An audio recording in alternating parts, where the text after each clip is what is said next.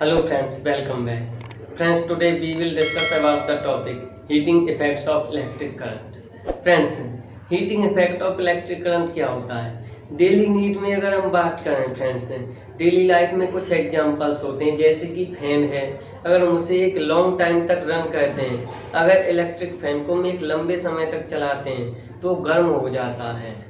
जब ये फैन गर्म होता है तो इलेक्ट्रिक एनर्जी का कुछ पार्ट हीट एनर्जी की फॉर्म में कन्वर्ट हो जाता है। इस प्रोसेस को ही बोलते हैं हम heating effect of electric current. What is heating effect of electric current? How can we define it? Friends, the process of dissipation of source energy in the form of heat is called heating effect of electric currents. Means friends, electric energy का जो अपव्यय है, dissipation होता है अपव्यय, जो source energy electric energy है उसका अपव्यय हीट एनर्जी की फॉर्म में हम यूज करते हैं, इसे ही कहते हैं heating effect of electric current. Means electric energy heat energy की फॉर्म में कन्वर्ट हो जाती है और उसे हम यूज कर लेते हैं अपने according, as per our choice and as per our needs. इस फैक्ट को बोलते हैं heating effect of electric current. यहाँ फ्रेंड्स, हीटिंग इफेक्ट्स के बेस पर कुछ अप्लायंसेस होते हैं जैसे इलेक्ट्रिक हीटर है, इलेक्ट्रिक बल्ब है, इलेक्ट्रिक आयरन है, कपड़े प्रेस करने की जो प्रेस होती है, और इलेक्ट्रिक गीजर है, इलेक्ट्रिक टोस्टर होते हैं। ये सब कुछ इलेक्ट्रिकल अप्लायंसेस होते हैं which is based on the heating effect of electric currents. Friends, इसको ऐसे समझिए। Friends, consider a register of resistance R which is connected to a electric source or battery,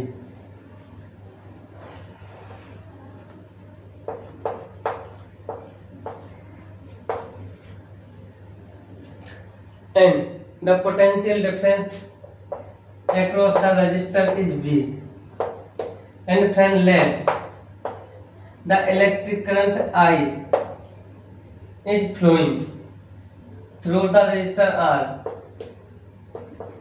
in time t। Friends, माना कि एक register है जिसका resistance R है और इसके बिटवीन एक पोटेंशियल डिफरेंस है V, और फ्रेंड्स माना कि इस रजिस्टर में I करंट फ्लो होता है वो भी टाइम t के लिए। Then the total charge flowing through the resistor R is, by the definition, as we know I equal to Q upon T, the rate of flow of charge is called electric current. So I equal to Q upon T, then total charge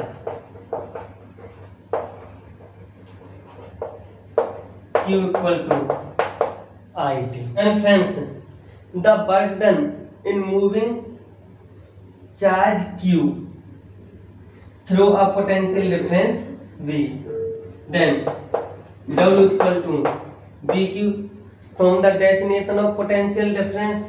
potential difference की definition क्या थी? V equal to W upon Q, so W equal to BQ, W equal to V by putting the value of Q IT, then W equal to VIT।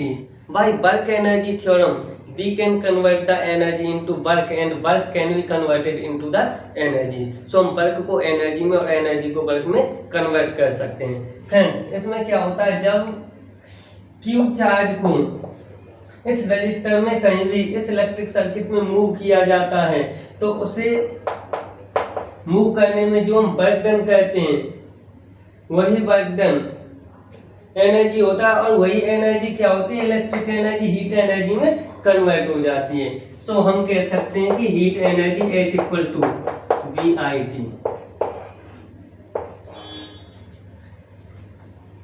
And friends, by Ohm's law V equal to IR, इसे मैं capital लेता हूँ friends. Then V की जगह हम IR put करेंगे, then H equal to V की जगह IR and IT, then H equal to I square RT। This is the another formula।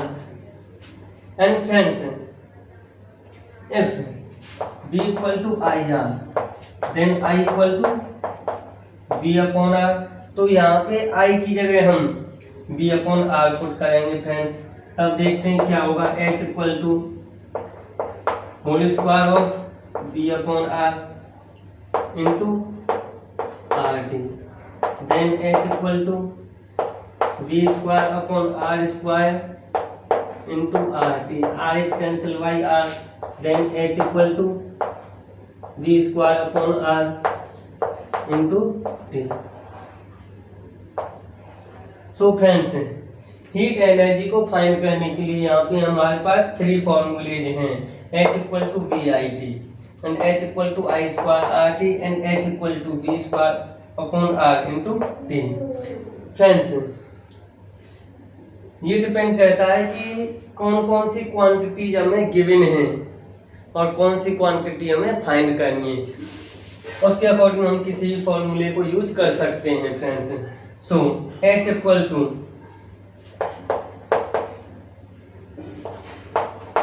BIT which is equal to I square RT and which is equal to B square upon R into T. Friends, here note that the SI unit of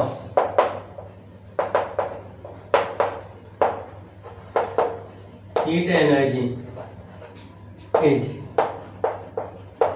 Joule.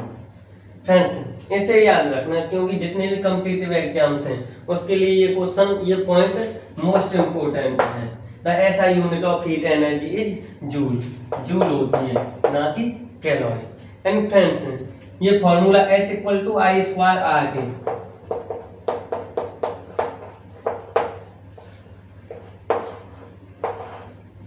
This formula is known as the joules law of heating.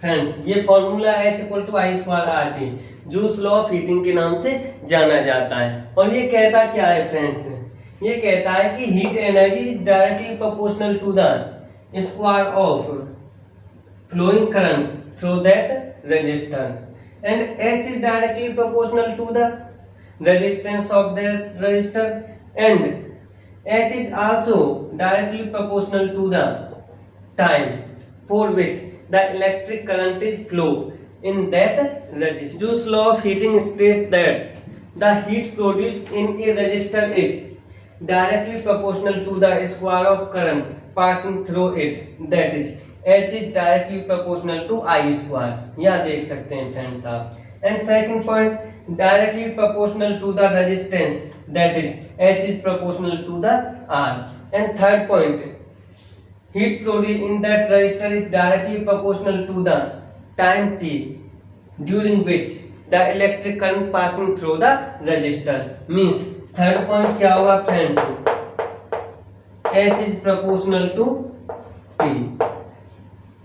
H is directly proportional होता है उस time के, जिस time के लिए electric current उस conductor में या रेजिस्टर में फ्लो होता है। फ्रेंड्स जब हम इन तीनों को मिलाते हैं तो H is proportional to I square RT, that is H equal to I square RT।